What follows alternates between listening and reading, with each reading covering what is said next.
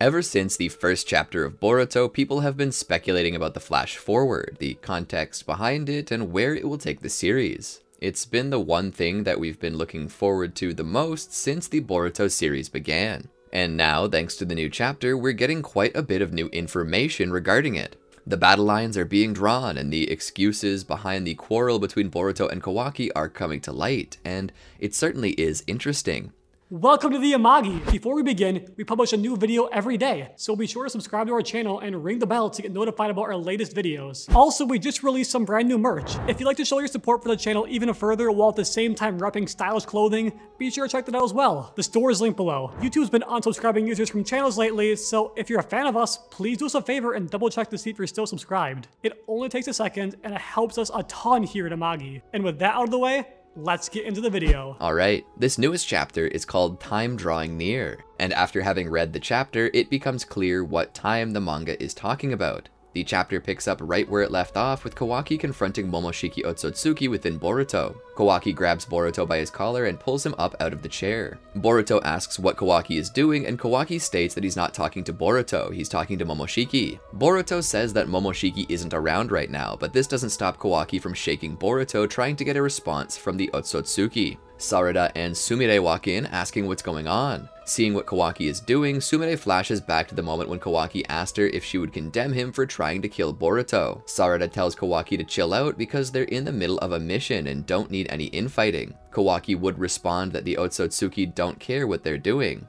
They don't care if they're in the middle of a mission or not. Damon, still in his seat, laughs, amused, agreeing with Kawaki when he said the Otsutsuki don't care.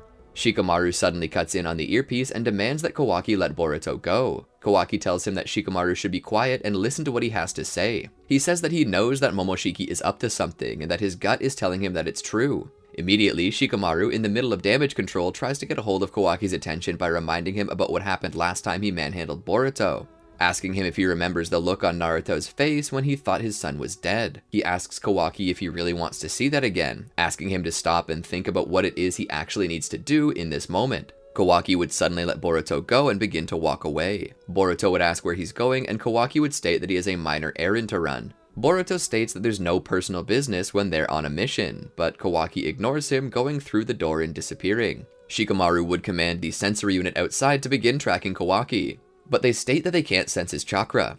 Boruto runs out and finds that Kawaki is gone. Shikamaru asks Mitsuki if he saw which way that Kawaki went, but Mitsuki says he didn't see anything, which leads Boruto to believe that Kawaki utilized Sukuna Hikona to escape without being seen. Suddenly, Ida and Damon walk out. Boruto looks back in surprise, losing complete control of the situation. He asks if they're leaving too. Ida tells him that he's being a stickler. Shikamaru asks him to use his ability to track Kawaki without chakra sense, but Boruto says he can feel him nearby and isn't sure where.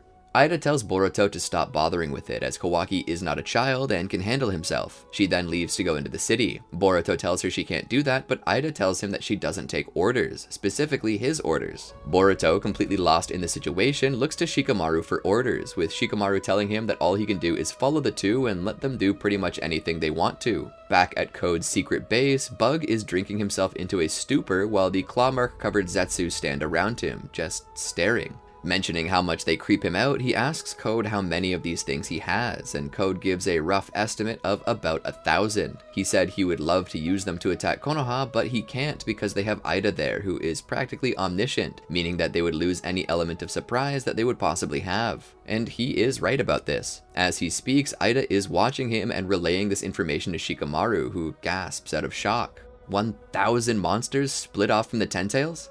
Ida confirms this, mentioning that the Claw Grime monsters are increasing in number as well. She states that he hasn't said what the final count will be or what number he's shooting for. He then asks her if she thinks they'll be strong monsters. Ida responds by saying that they're pulled out of the Ten Tails and likely wouldn't be weak. She then states that Code is acting off a grudge due to the fact that he blames Kawaki for robbing him of herself as well as Ishiki. She states that his grudge is undeserving and unattractive. Code plans to destroy everything Kawaki values. Among those things would be Konoha. She suddenly jump scares Shikamaru when she finds a varsity jacket that she thinks is absolutely adorable. Shikamaru tells her to stop screaming about it and that Konoha will cover her expenses if she can just stay focused on the conversation at hand. Boruto would be on Damon duty, carrying him on his shoulders like any good, overly taken advantage of host would. Boruto would stand there hoping that they would hurry up, saying that he feels out of place watching a girl's shopping trip. Damon tells him that it's that mentality that keeps him from being popular. He further reminds Boruto that he's weak and has no redeeming qualities. Boruto states that he's not weak, Damon is just freakishly strong. Damon asks if anyone is strong in the village, and Boruto tells him that Naruto and Sasuke would be guaranteed to kick Damon's butt. Suddenly, Damon senses something that completely silences him. But before Boruto could ask, Damon was gone, running through the mall until he stops and sees Himawari walking home from the village. He rushes forward and grabs her by the shoulders, asking who she is. No, demanding to know who she is. Meanwhile, Himawari is acting just like any girl who suddenly got pounced on by a rando and completely freezes up, trying to get away. Boruto shows up and peels him away from her. She calls out to Boruto, and Damon is surprised to find that Boruto is her brother. Boruto asks what Himawari is doing here, and she says that she's out looking for some bread and black tea. Boruto tells her that he himself is on mission, even if it doesn't look like it. He then attempts to pull Damon back inside. Suddenly, Damon breaks free and rushes over and attempts to punch her, but he stops short. He asks her why she didn't dodge. He knew she could. Boruto stated that Himawari wasn't a shinobi. Damon is surprised that she isn't a shinobi yet seems so strong. Boruto says that she is strong, especially when she's mad. Suddenly, Boruto senses something different and begins freaking out. No way would a big brother ever approve of such a relationship. Elsewhere, at the Uzumaki household, Naruto is setting the table as Hinata is preparing something to eat.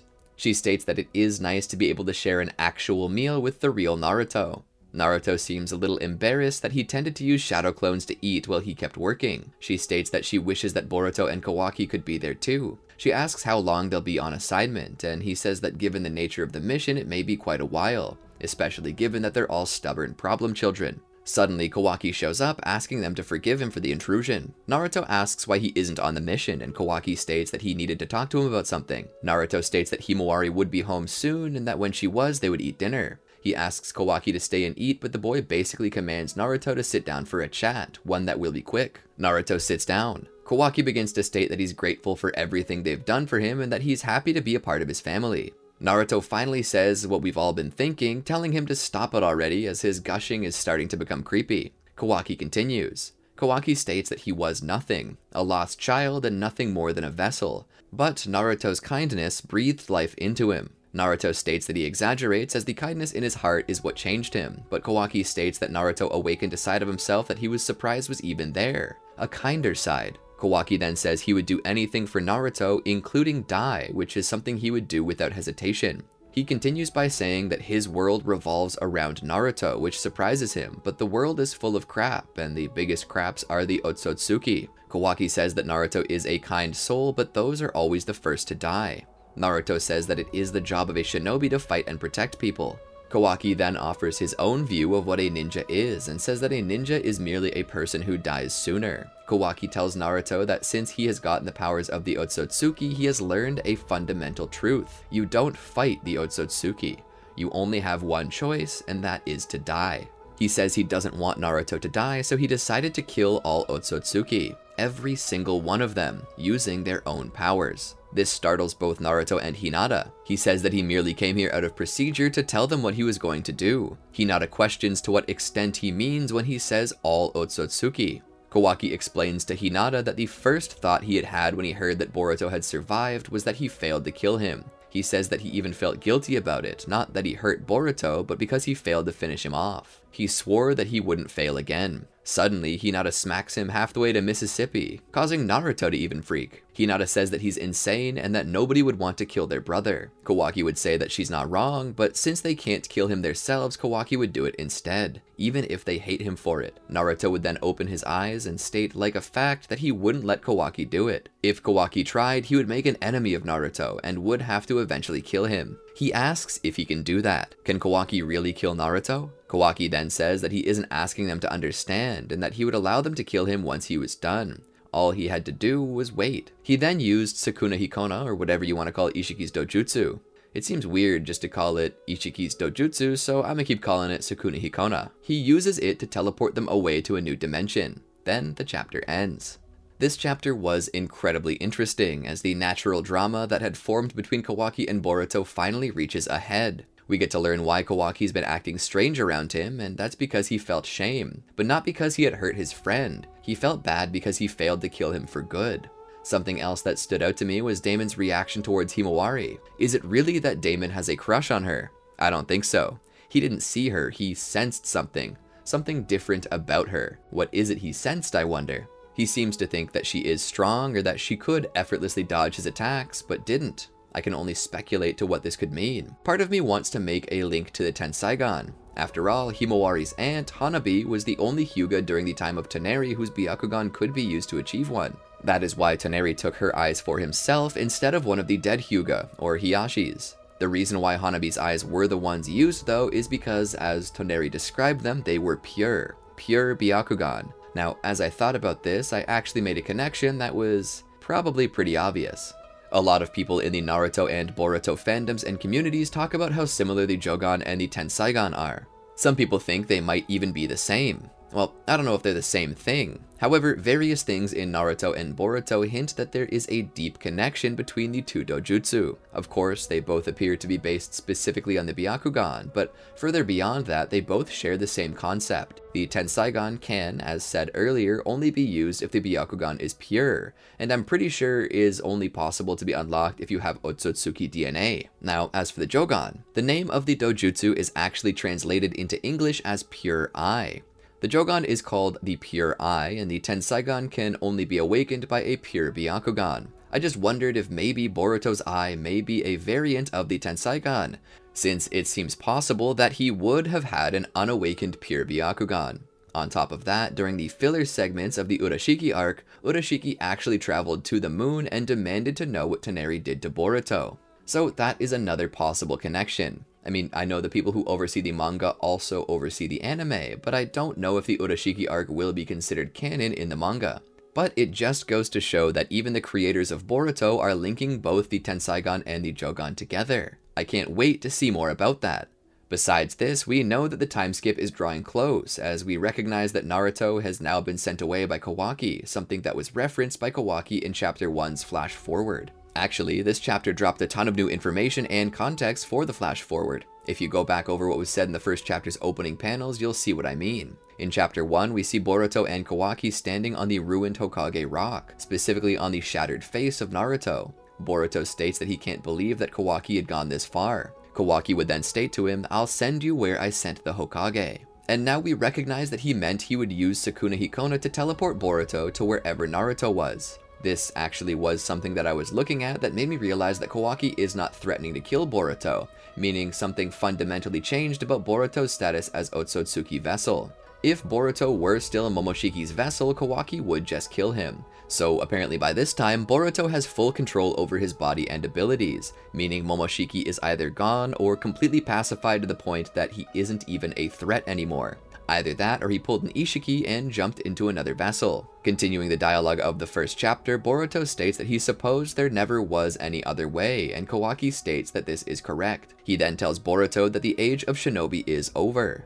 Boruto would then put on his forehead plate that was given to him by Sasuke and say, "Even so, I'm still a ninja." This calls back to what Kawaki said to Naruto in stating that ninja weren't protectors. They were just the first to die. So it may be possible that Kawaki is considering himself a hero, planning to eradicate the entire concept of shinobi to protect Naruto.